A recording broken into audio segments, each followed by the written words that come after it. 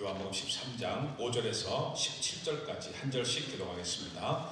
13장 5절 제가 봅니다. 이에 대야에 물을 떠서 제자들의 발을 씻으시고 그 두르신 수건으로 닦기를 시작하여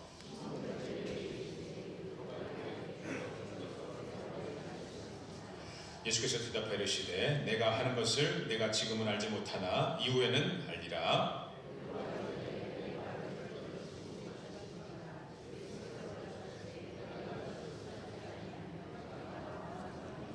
시몬 베드로가 이르되 주여 내 발뿐 아니라 손과 머리도 씻어 주옵소서.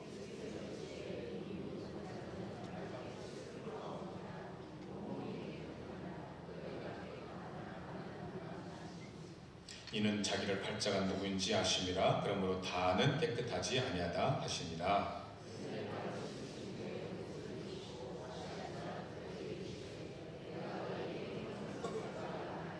너희가 나를 선생이라 또는 주라 하니 너희 말이 옳도다. 내가 그러하다.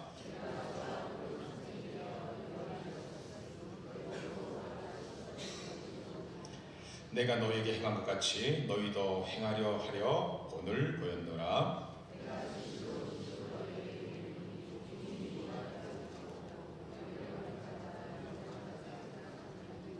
같이 보겠습니다.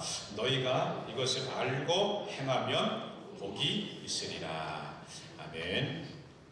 본문을 가지고 어떤 사람이 축복받는가, 5번째 메시지. 혼자 다니는 것보다는 나누고 섬기는 자가 복받습니다 라는 제목으로 은혜 말씀 나눕니다. 오늘은 우리 교회가 잔칫날이 있습니다. 임직 예배. 이 잔치를 맞춰서 또 오랜만에 강단에 이렇게 꽃꽂이로 어제 저녁 늦게까지 권사님 두 분이 참 애써주셔서 감사합니다.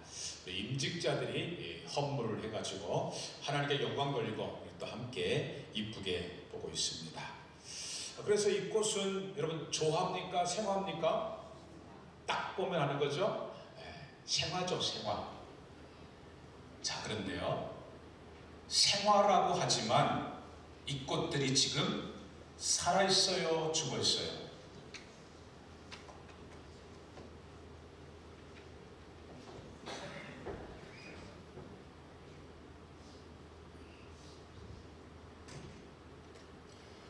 겉으로 볼 때는 예쁩니다. 멋있습니다. 살아있어요? 죽어있어요? 죽었죠? 죽어가고 있습니다. 왜요? 왜 그렇습니까? 몸통에서 잘려버렸기 때문에, 뿌리 줄기에서 잘려서 혼자 댕그러니 있기 때문에 죽었고 죽어가고 있는 것입니다. 어떤 존재가 살았느냐 죽었느냐, 그 근거가 무엇이냐 할 때에 몸통에 한 몸으로 같이 붙어 있느냐 떨어져 있느냐, 이것이 바로 생과 사의 근거가 되는 것입니다. 우리의 신앙생활도 마찬가지입니다. 내 신앙, 나의 믿음이 살아있는 믿음이냐 죽어있는 믿음이냐. 여러분, 살아있는 믿음이에요, 죽어있는 믿음이에요? 그 근거가 뭐예요? 예수님께서 이 부분에 대해서 요한복음에서 정확하게 말씀하고 있습니다. 나는 포도나무요, 예수님이 나무, 몸통이라는 겁니다. 너희는, 우리는 거기에 가지라는 것입니다. 그래서 그가 내 안에, 내가 그 안에 거하면 사람들이, 신자들이, 제자들이 열매를 많이 맺나니 나를 떠나서는, 나에게서 잘려서는 너희가 아무것도 할 수 없습니다. 예수님은 우리의 머리시고 몸통입니다. 그래서 예수님은 우리는 이제 거기에 붙어있는 가지라는 것입니다.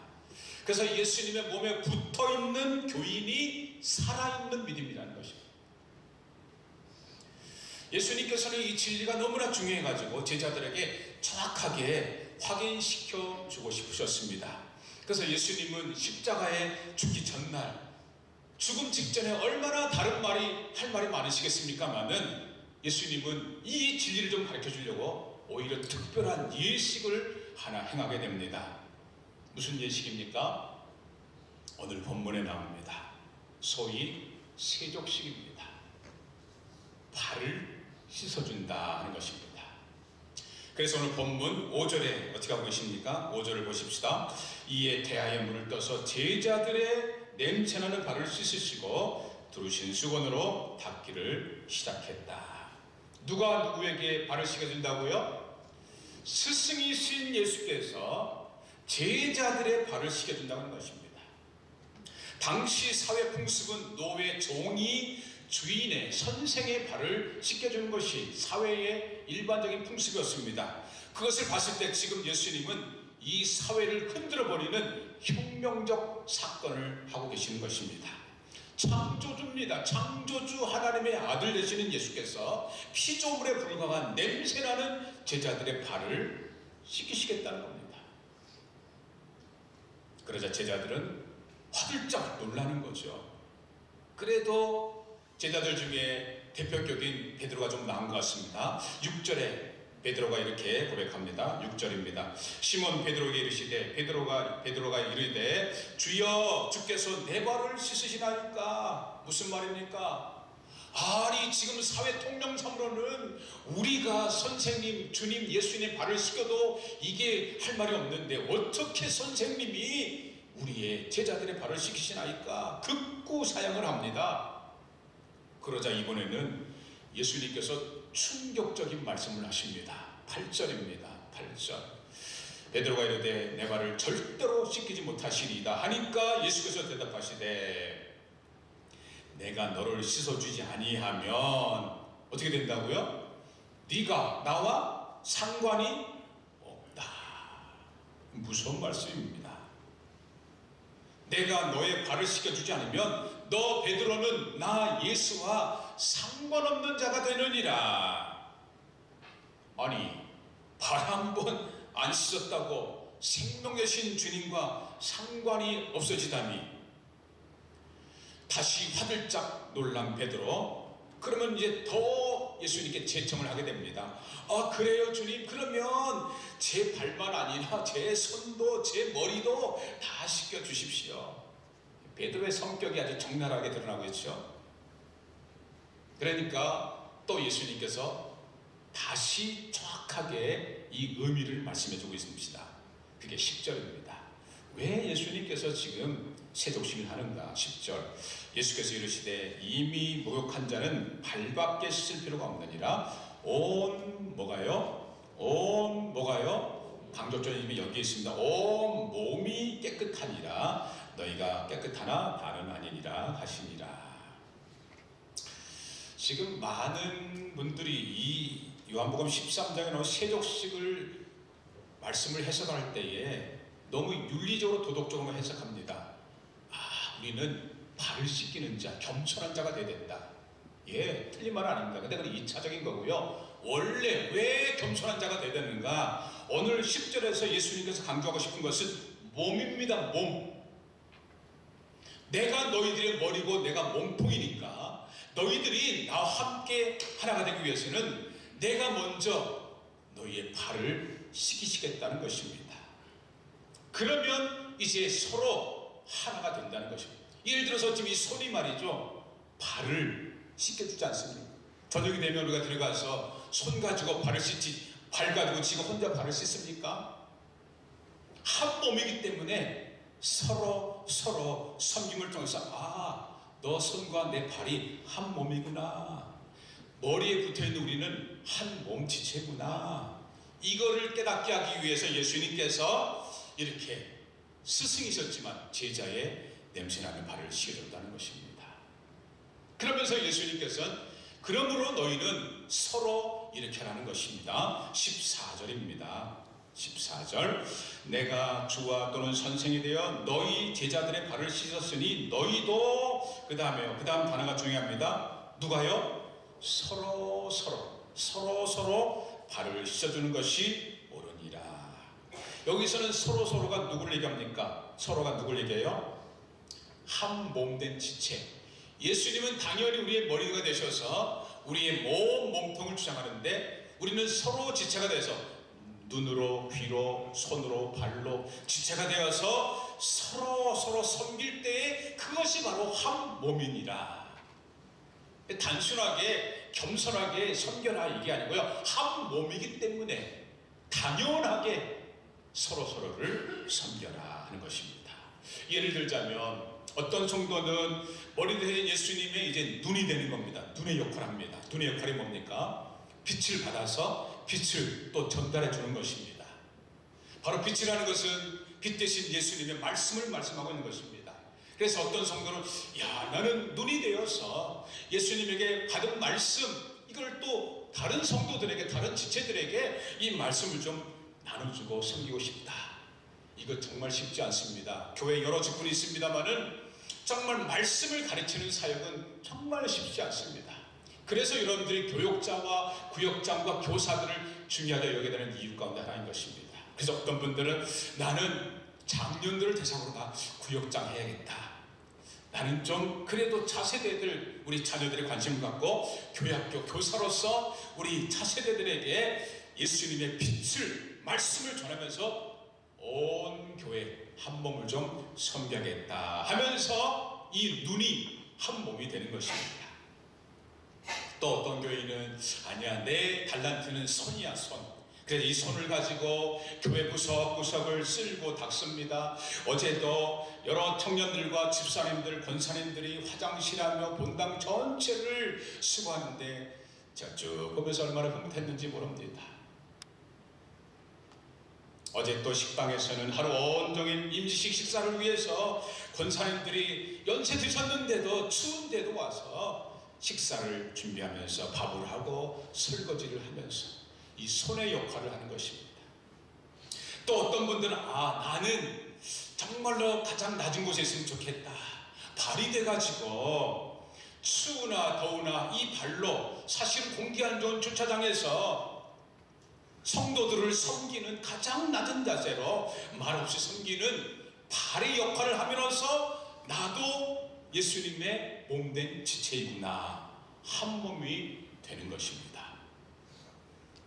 자, 이렇게 예수님과 제자들 당시만 해도요, 한 몸된 교회에서 서로 섬김으로써 이 교회가, 예수님 당시의 교회가, 공동체가 원활하게 잘 돌아갔습니다.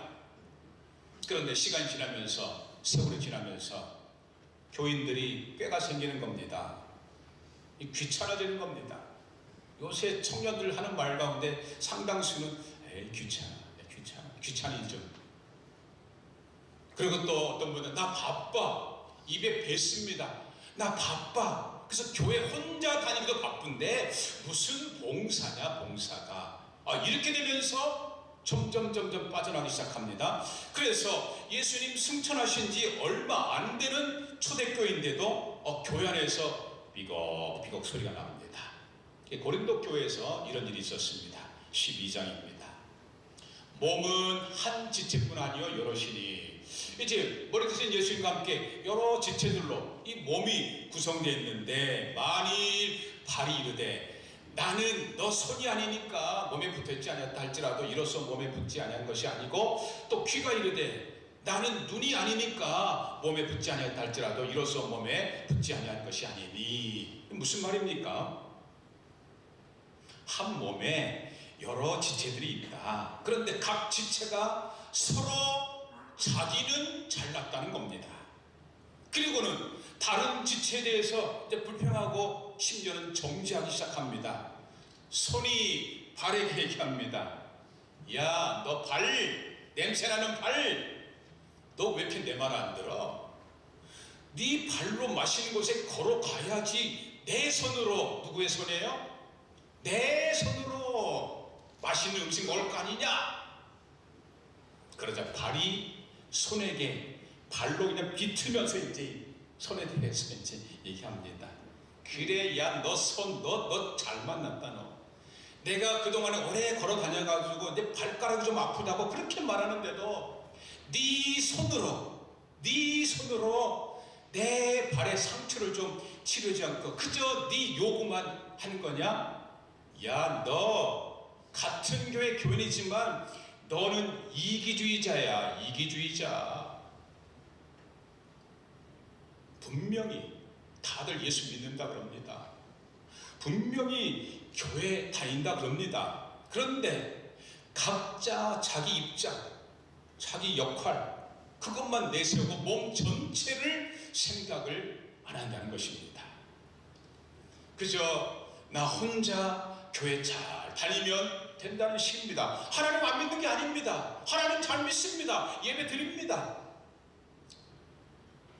그런데 여러분, 이것은 그냥 가볍게 넘어갈 사안이 아니라는 것입니다. 왜요? 이런 교회 생활은 마치 이 꽃과 같기 때문입니다. 여러분, 이 꽃이 살았다고요? 죽었다고요? 왜 죽었다고요? 몸통에서 절단되어서 이제 혼자 댕그러니 왔기 때문에 살아있는 것처럼 보일 뿐이지, 교회 잘 다니는 것처럼 보일 뿐이지 실상은 죽어가고 있는 것이 아니요, 죽었습니다. 그러니 이게 얼마나 지금 심각한 문제입니까? 사느냐 죽느냐의 문제인데 얼마나 심각한 문제입니까? 나는 살아있는 신앙인 줄로 착각하고 있었는데 알고 봤더니 실제는 죽은 신앙이라니. 뭐가 그렇다고요?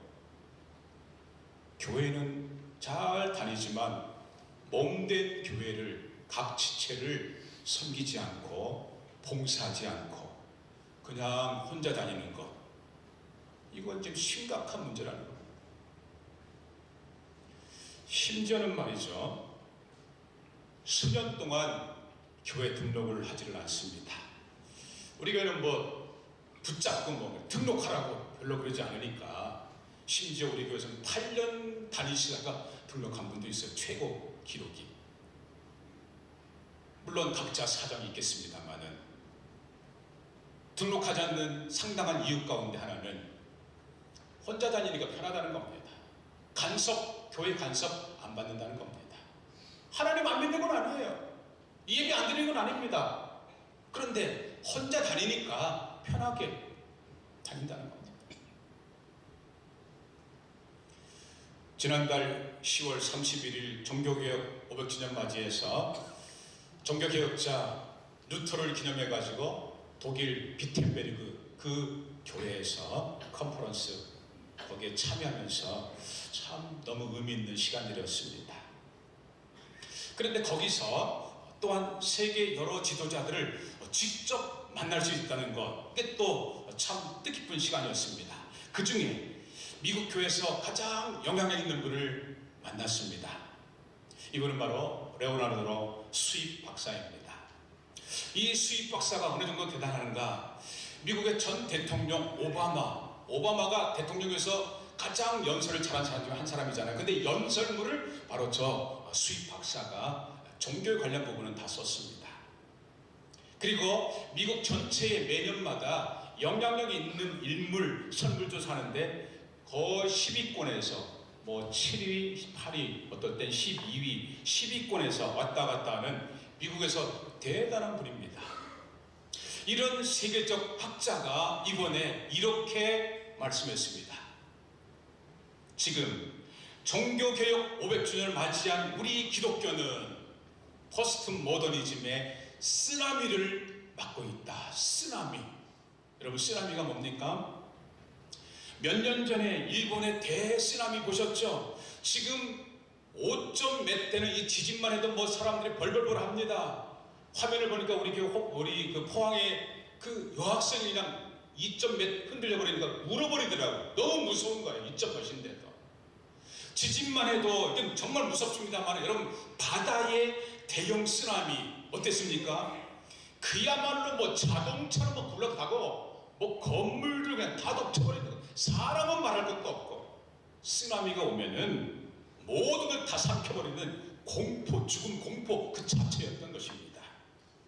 이것처럼 지금 기독교는 금방이라도 다 사라져버릴 포스트 모더니즘의 쓰나미를 앞에 둔 위험천만한 위기라고 세계적 학자가 지금 진단하고 있습니다.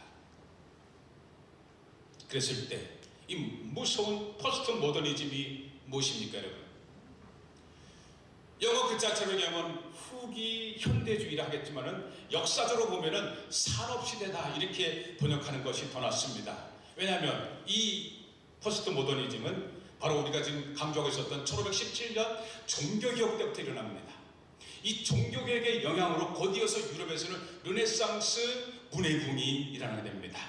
그 르네상스의 영향으로 1800년 들어와서 영국에서 산업혁명이 일어나가지고 그때부터 획기적인 산업사회로 산업시대로 들어가면서 기술이 획기적으로 발달하게 되면서 사람들의 정신도 마음도 바꿔버립니다. 영향을 받아서 프랑스에서는 대혁명이 일어나가지고 그 대혁명의 영향으로 오늘 포스트 모더니즘이 뿌리를 내리고 있습니다. 그랬을 때 포스트 모더니즘 뿌리인 이 대혁명의 구호가 뭡니까? 몇 번 여러분들에게 말씀드렸는데요. No master, no God. 무슨 말이에요? 이제는 주인도 없고 하나님도 없다. 다시 말해서 내가 주인이라는 겁니다. 내 생각이 진리라는 겁니다. 전에는 절대신을 인정했는데 절대신 없고 다 상대주의, 내 생각이 다 진리라는 것입니다. 이것은 본래 세상 불신자들의 주장이었는데 지금은요 교회 안에까지 들어왔습니다. 그래서 교회는 다니지만 하나님 말씀, 하나님이 근거되기보다는 내 생각, 내가 이제까지 살아왔던 경험, 심지어는 세상의 가치관을 가지고 교회를 흔들어대고 있습니다. 어제도 우리 권사님들이 식당에서 식사 준비하길래 가면서 격려했는데 어떤 분이 그래요. 목사님 이제 나 은퇴하니까요 나 이제 뒷골방에 가는 거죠. 이게 바로 세상의 가치관인 거예요. 세상의 가치관은 은퇴하면 다 끝이라는 겁니다. 근데 성경은 뭐라 그래요? 죽도록 충성하라. 만약에 은퇴하고 나는 끝이다 그러면 하나님이 데려가는 거죠. 왜 살게 됩니까? 은퇴가 오히려 시작인 것입니다. 시작이에요. 근데 지금 세상에 가치관이 있어가지고 은퇴하면 교회 떠나서 저 농촌에 가서 뭐 집 짓고 우리 혼자 잘 살자. 은퇴하면 오히려 선교 현장으로 가야죠. 교회에서 매달려 있었는데 선교지로 가야죠. 목사님 성경에서는요 이게 아니고 목사님 제 생각에서는요 목사님은 세상을 너무 모릅니다. 성경보다는 세상 위주입니다. 교회 안에서조차. 이러니 지금 교회는 정말 쓰나미가 지금 덮쳐오고 있는 것입니다. 근데 여러분 아니에요. 이거 아니에요. 사실 이런 위기는 2000년 전 예수님 때도 마찬가지였다는, 뭐 어떤 분들은 지금 이 시대가 뭐 타락했다 그러는데요. 천만의 말씀, 2000년 전 예수님 시대도 그랬습니다. 오죽했으면 스승이신 예수께서 제자들의 발을 씻겨가면서 이렇게까지 말씀했겠습니까? 다시 오늘 본문 17절을 봐볼까요? 너희가 제자들이 이것을 알고, 첫 번째 알고 두 번째 행하면 뭐가 있으리라? 복이 있으리라. 지금 예수님은 어떻게 해서라도 제자들에게 복을 좀 주시려고 야 이것 좀 알아라, 잊지 마, 그리고 아는 대로 행하라, 살아라. 그렇게 살았습니까? 안 사니까 이런 말씀을 주신 거죠. 이미 2000년 전에도 제자들은요 예수님 말씀 훈련받으면서도 너가 크냐, 내가 위적, 내가 좌의적 자리싸움하고 있었고요. 심지어는 가룟 유다 제자 어땠습니까? 3년이나 숙식을 같이 하면서 제자 훈련 받았습니다. 일반 스승이 아닙니다. 웬만한 목사님이 아닙니다. 최고의 스승, 기적의 스승 예수께 3년 제자 훈련 받았는데 생각이 바뀌었어요? 안 바뀌었어요? 전혀 안 바뀝니다. 자기 생각 다 가지고 예수는 이렇게 해야 돼, 교회는 이렇게 해야 돼. 결국 자기 생각 끝까지 고집하다가 스승이신 예수 팔아먹고 그래도 양심 있는지라 스스로 자결하면서 끝이 안 좋은 인생으로 마감합니다. 그런데 여러분 이것도 아닙니다. 이런 위기는 2000년 전 예수님 당시만 있었던 것이 아니고 예수님 오시기 전 1500년 전에도, 지금으로 얘기하면 3500년 전 모세 시대도 있었던 것입니다. 그래서 모세는 신명기 30장에 이렇게 고백합니다. 내가 하나님께서 오늘 하늘과 땅을 불러 너희에게, 이스라엘 백성들에게 증거를 삼노라. 정말 진실이라는 겁니다. 하나님이 뭐가? 하나님께서 생명과 사망과 두 가지가 있어요. 생명, 사망, 그리고 축복과 저주를 너희들 앞에 두었은즉, 하나님께서 축복과 저주, 생명과 사망을 두었는데, 자, 그런데 하나님이 원하시는 것은 뭐예요? 하나님이 원하는 것은 이스라엘 백성들이 죽기를 바라는 거예요? 저주를 바라는 거예요? 아니죠. 너와 내 자손이 살기 위하여 뭘 좀 택하라고요? 생명 좀 택하라. 축복 좀 택해라. 창조주 하나님은 이 선택한 이스라엘 교인들에게 어떻게 살아도 축복을 주고 싶은 거예요. 그런데 이스라엘 교인들은요, 자꾸 자기 소견에 오른 대로 행하였더라, 자기 소견에 오른 대로 행하였더라, 고집 하다가 저주를 받게, 하나님의 소민인데도 포로까지 끌려가고, 지금은 완전히 유대민족 저주받았습니다. 즉, 교회의 위기는 사실 어제 오늘의 이야기가 아닙니다. 뭐 세월이 갈수록 현대에 타락했다, 아니요. 타락한 인간들은 이미 창조 때부터 아담 이후로 있었던 것입니다. 그래서 세상의 모든 인간들은, 그리고 일부 교인들은 여전히 자기 생각대로 자기 혼자만 이기적인 고집스러운 인생을 살아오고 있는 것이 세상의 역사고 교회의 역사입니다. 그 결과 이런 이기적인 인생들은요, 하나님의 징계를 받게 된 것입니다. 저는 징계라고 그랬지만 성경은 뭐라고 그랬어요? 저주라고 그랬죠. 저주. 그러나 자기 혼자만 이기적 신앙이 아니고 예수님의 몸된 교회의 구석구석을 섬기면서 예수님께서, 스승이신 예수께서 제자들의 냄새나는 발을 씻겼듯이, 나도 예수님처럼 다지는 못해도 교회의 냄새나는 부분을 좀 섬겨야겠다. 교회가 좀 냄새나면 교회가 이러느냐, 목사님이 장로님이 이러느냐, 손가락질에 바꾸는데 어떤 성도들은 오히려 그런 부분에 가서 조용히 섬깁니다. 그러니까 교회가 세워지는 거죠. 말없이 봉사하는, 섬기는 이런 성도들이 있다는 것입니다. 그런 얘기하려면 끝이 없습니다. 우리 교회에서는 정말 우리 교회는 기적의 역사였습니다. 자, 이렇게 섬기고 봉사하는 성도들에게 그러면 주께서 어떤 축복을 주시는가? 오늘 서두에 이미 말씀드렸습니다마는 요한복음 15장에 이렇게 말씀하고 있죠. 나는 포도나무요, 예수님 머리가 되고 몸통이 되십니다. 너희는 가지라. 그래서 그가 내 안에, 내가 그 안에 거하면, 딱 붙어있으면, 서로 섬기면 사람이, 제자가 열매를 어떻게 맺나니? 많이 맺나니. 그랬어요. 예수님처럼 예수님의 몸에 붙어있어서 섬기는 자, 예수님처럼 심지어는 냄새나는 발을, 가장 낮은 자를 섬기는 자는 많은 열매를 맺는다 했을 때, 많은 열매가 어느 정도 될까요? 어느 정도? 예수님께 수치로 말했죠. 수치로. 그런 자는 30배, 60배, 100배 얻는다. 이거는 그냥 하는 얘기죠. 그러면 우리 성경 보고 예배드릴 필요가 없는 거죠. 세상에서도 2배만 나도 대박이라 그러는데 예수님 분명 말씀합니다. 정말 주를 위해서 헌신하는 자, 교회를 섬기는 자는 30배, 60배, 100배 기적의 주인공이 된다는 겁니다. 이거를 믿는 자가 기적을 일으키는 것이고, 이제껏 그래서 교회들이 여기까지 온 것입니다. 그런데 마지막 하나가 있습니다. 정말 30배, 60배, 100배만 해도 말이 10명이 돼도 너무 감사한 일인데 결정적인 축복이 하나 있습니다. 결정적인 축복. 자, 여기 꽃 마지막 몸통에서 잘려나간 이 죽어가는 꽃. 그런데 이 죽어가는 꽃이 살 길이 있다는 거예요. 살 길이. 어떻게 하면 살 수 있을까요?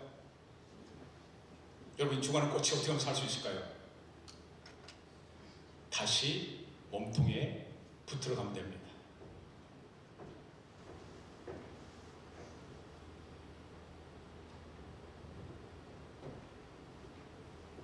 이것을 성경 로마서에서는 접붙임이다 이렇게 얘기하고 있습니다. 볼까요? 로마서 11장. 또한 가지 얼마가 꺾였는데, 잘려 있습니다. 꺾였는데 돌감람나무인 네가, 오늘 돌같은 마음 찬송했잖아요. 딱 와닿더라고요. 돌같은 우리인데 그 중에 접붙임이 되어서 누구하고? 참감람나무. 누구예요? 예수의 나무에 접붙임이 되면은 예수님의 그 뿌리의 진액을 받아서 죽은 줄 알고 있는데 다시 살아난다. 이 접붙임의 축복이라는 것입니다. 이것은 예수님이 친히 보여줬기 때문에 담대하게 말씀하신 것이죠. 예수님이 분명히 십자가 죽으셨습니다. 어떤 사람은 가짜로 죽었다 그러는데 그러면 믿지 못하면 뭐 할 말 없는 거죠. 예수님 십자가에 분명히 죽었습니다만 3일 만에 어떻게 됐어요? 부활했다. 이게 기독교의 가장 핵심 교리입니다. 죽었습니다. 그런데 예수님의 이름으로 우리는 어떻게 할 수 있다고요? 다시 살아난다. 영생 누린다. 이런 축복 어디 있습니까, 여러분? 아무리 죽은 자처럼 지낸다 할지라도 예수님의 몸된 교회에서 예수님께 딱 붙어서 예수님처럼 발을 씻겨주는 자, 섬기는 자, 이 사람은 바로 예수께서 그 인생 책임져 준다는 것입니다. 죽어도 살아나는 것입니다. 목사님 죽을 것 같아요. 그러나 정말 예수 믿고 섬기는 자, 죽을 것 같지만은 살아납니다. 여러분 믿으시기 바랍니다. 이게 우리 기독교입니다. 오늘 임직식입니다. 어떤 초직자가 돼야 될까요? 나는 은퇴신가 끝이라고요? 그러면 하나님이 데려가신다니까요. 지금 은퇴 전까지는 이런저런 분야 했지만 이제 은퇴했기 때문에 정말 주님을 위해서 하고 싶은 것, 하고 싶은 거 하세요. 얼마든지 교회 안에 있습니다. 세상의 가치관에 노란하지 말고. 임직자는요, 안수 집사님 될 때는 괜찮아요. 장로님만 딱 되면 어때요? 목사님 제 생각에는요, 이렇게 되면 축복 못 받는 것입니다. 성경에, 목사님 성경에 보니까 저한테 이렇게 비밀이 있어요. 목사님이 성경을 좀 모르시는데요, 성경에 보니까 하나님 말씀하시는데, 그러면 제가 아멘 하죠. 이렇게 된다면 몸된 교회를 섬기는 자가 되는 것입니다. 그런 임직자가 하나님이 책임져주는 인생이 될 줄로 믿습니다. 오늘 봉사 신청서, 이거 오늘 여러분 그 자리에 놓고 가면 정말 귀가 안 좋을 줄 아세요? 놓고 가면 안 돼요. 한 주간 동안 이거 붙들고 기도해야 돼요. 하나님, 오늘 목사님 말씀 듣고 보니까 이게 사소한 문제가 아니군요. 내가 혼자 교회 다니니까 사소한 문제가 아니군요. 생과 사가 달려있군요. 네, 기도하겠습니다. 하나님, 내가 이 중에서 무엇을 한 걸 할까요? 기도해서 이기적, 나 혼자 다니는 신자가 아니고 지체로서, 심지어는 냄새나는 곳을 나누고 섬기는 예수님과 같이 되어서 죽은 자 같지만은 다시 부활하는, 살아나는 엄청난 축복을 누리는 우리 모두 되기를 간절히 소망합니다. 이를 위해서 주께 두 손 모아 비나니, 이 찬양을 합시다. 주께 두 손 모아 빈다. 제발 주님, 서로 사랑하면서 서로 섬기면서 주께로 가게 해주십시오. 그래서 새 2018년도 우리 교회는 사랑의 종소리, 땡그렁 땡그렁, 사랑 사랑, 사랑의 종소리가 울리는 행복한 교회가 되게 하옵소서. 찬송 부르고 기도합시다.